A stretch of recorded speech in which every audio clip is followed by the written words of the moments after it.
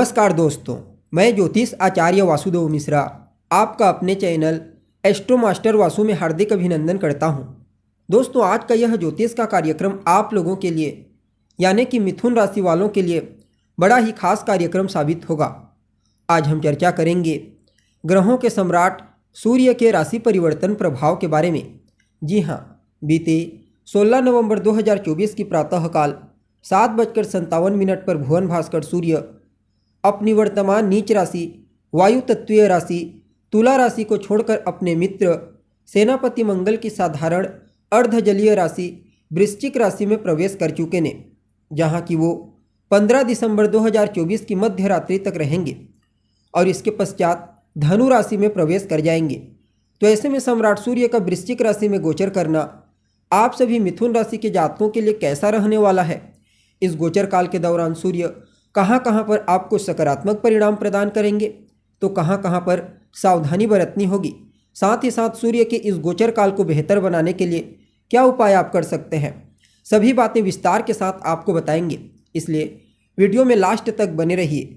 और अगर आप अपनी जन्म कुंडली पर हमसे परामर्श लेना चाहते हैं तो आपको हमारा कॉन्टैक्ट नंबर स्क्रीन पर और डिस्क्रिप्शन बॉक्स में मिल जाएगा, जहां से आप या तो व्हाट्सएप के माध्यम से या फिर डायरेक्ट फ़ोन कॉल के थ्रू अपॉइंटमेंट लेकर अपनी जन्म कुंडली का बड़ी बारीकी के साथ अध्ययन करवा सकते हैं। तो दोस्तों, सूर्य कौन है? सूर्य तो आत्मा, पिता, सरकारी नौकरी, मान सम्मान, पद प्रतिष्ठा, सफलता, ऊंचाई, आरोग्यता के कारक है सूर्य। जन्म कुंडली में भुवन भास्कर सूर्य का बलवान होना जातक को जीवन के हर क्षेत्र में श्रेष्ठ सफलता प्रदान करता है, मान सम्मान, पद प्रतिष्ठा, ऊंचाई प्रदान करता है।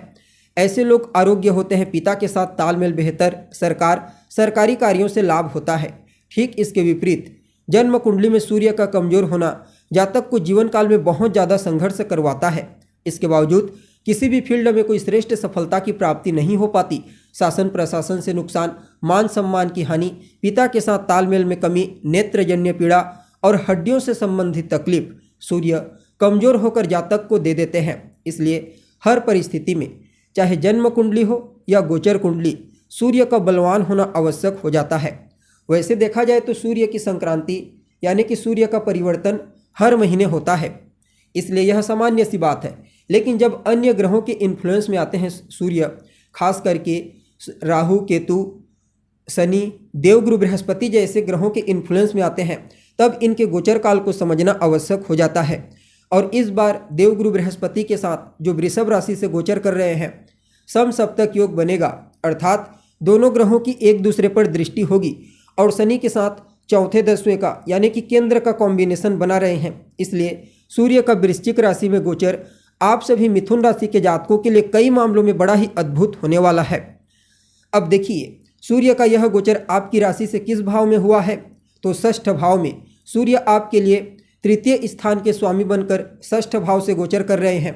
परिणाम स्वरूप यह गोचर आपके लिए कई मामलों में बड़ा ही अद्भुत साबित होगा। इस गोचर काल के दौरान आप अपने शत्रुओं के ऊपर, अपने विरोधी, अपने प्रतिद्वंदियों के ऊपर हर प्रकार से हावी पड़ोगे। जी हाँ, सूर्य षष्ठ भाव में गोचर करते हुए आपको प्रबल शत्रुहंता बनाएंगे। वैसे तो कुछ मामलों में मान सम्मान की हानि दिखाई पड़ रही है, लेकिन जहाँ पर आपको मान सम्मान की हानि होता हुआ प्रतीत होता है या फिर ऐसी परिस्थिति में आप फंस जाते हैं जहाँ पर आपको सिर झुकाना पड़ता है, तो वहाँ पर प्रबल शत्रुहंता के रूप में सूर्य आपको बल प्रदान करेंगे, जिससे आप अपने विरोधियों पर, अपने शत्रुओं पर जबरदस्त तरीका से हावी पड़ोगे। और वह सभी विद्यार्थी जो किसी भी प्रकार से कोई कंपटीशन एग्जाम, प्रतियोगी परीक्षा की तैयारी कर रहे हैं और आने वाले 15 दिसंबर के मध्य में वह एग्जाम है, तो निश्चिंत हो जाइए, सूर्य की कृपा से उन्हें अवश्य ही श्रेष्ठ सफलता की प्राप्ति होगी। इवन विद्यार्थियों को ही क्यों, वह सभी लोग जो किसी भी प्रकार से कंपटीशन से जुड़े हुए हैं, प्रतियोगिता से जुड़े हुए हैं, चाहे फिर वह व्यापारी हो, नौकरी पेशा हो, सभी लोगों के लिए सूर्य का यह गोचर विरोधियों के ऊपर आपको पावरफुल बनाने वाला है। हालांकि सूर्य एक कर्म ग्रह है, जिस भाव से गोचर करते हैं, जिस भाव को दृष्टिगोचर करते हैं, उन भाव से संबंधित रिश्तों में समस्या, तनाव उत्पन्न करते हैं। परिणाम स्वरूप सूर्य का आपके षष्ठ भाव से गोचर करना, तृतीय भाव के स्वामी होकर जहां एक तरफ आपके मामा पक्ष के साथ आपके रिश्ते को कमजोर करेगा, मामा के साथ तालमेल में कमी करेगा, तो वहीं दूसरी तरफ छोटे भाई बहनों के साथ भी वैचारिक मतभेद होने की प्रबल संभावना बनी हुई है।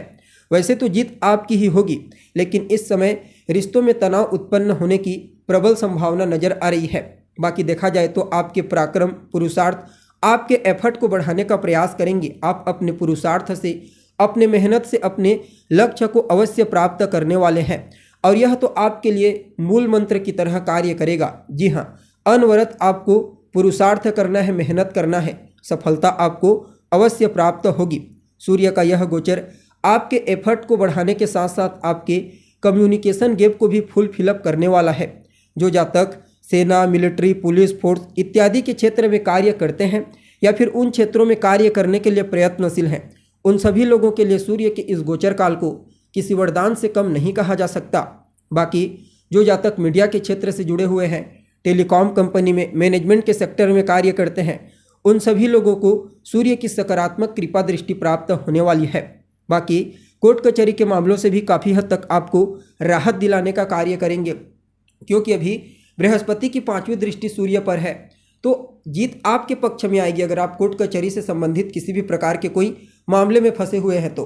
लेकिन थोड़ा बहुत माथापच्ची करना पड़ेगा राहु और शनि की दृष्टि होने के चलते। बाकी अंततोगत्वा आपको ही रिजल्ट की प्राप्ति होने वाली है। जो जातक विदेश जाने के लिए प्रयत्नशील हैं, खास करके घूमने फिरने के लिए जाना चाहते हैं, वैसे तो बिजनेस, व्यापार, नौकरी करने के लिए भी जा सकते हैं, लेकिन घूमने फिरने के लिए समय को कुछ ज़्यादा ही बेहतर कहा जा सकता है। कई प्रकार की समस्याओं से भी आपको मुक्ति दिलाएंगे, जैसे कि अगर आप किसी चीज़ को लेकर के बहुत ज़्यादा स्ट्रेस में थे, तनाव में थे, तो वहाँ से आपको बाहर निकालने का कार्य करेंगे। निवेश के दृष्टिकोण से भी समय को बहुत ही अच्छा कहा जा सकता है। हालांकि आपको शॉर्ट टर्म की तुलना में लॉन्ग टर्म का इन्वेस्टमेंट करना चाहिए। लॉन्ग टर्म का इन्वेस्टमेंट इस समय आपके लिए प्रॉफिटेबल साबित होगा।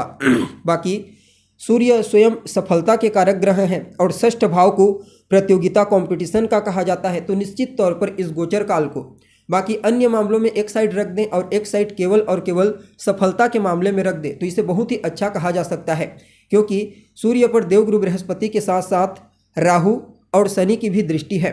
फलतः सम्राट सूर्य का यह गोचर आप सभी मिथुन राशि के जातकों के लिए अत्यंत ही श्रेष्ठ साबित होगा। बाकी इस गोचर काल को बेहतर बनाने के लिए, अनुकूल बनाने के लिए आप आदित्य हृदय स्तोत्र का पाठ कीजिए। भुवन भास्कर सूर्य को रोजाना अर्घ्य प्रदान करें, अपने पिता का सम्मान करें, बॉस का सम्मान करें और सूर्योदय के बाद तक सोने से बचिए। बाकी सूर्य का यह गोचर आपके लिए और बेहतर हो जाएगा।